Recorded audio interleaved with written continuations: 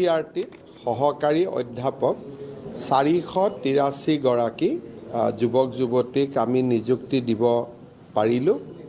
আমাৰ ৰাজ্যখনত নিযুক্তিয়ে 1,20,000 অতিক্ৰম কৰিলে।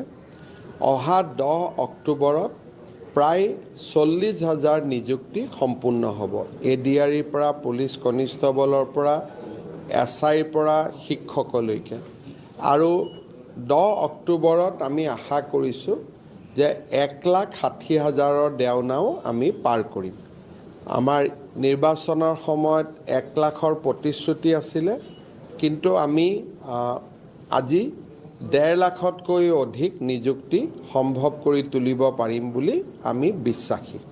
CRTত সহকাৰী অধ্যাপক 483 গৰাকী যুৱক যুৱতীক আমি নিযুক্তি দিব পাৰিলোঁ। আমাৰ ৰাজ্যখনত নিযুক্তিয়ে 1,20,000 অতিক্ৰম কৰিলে।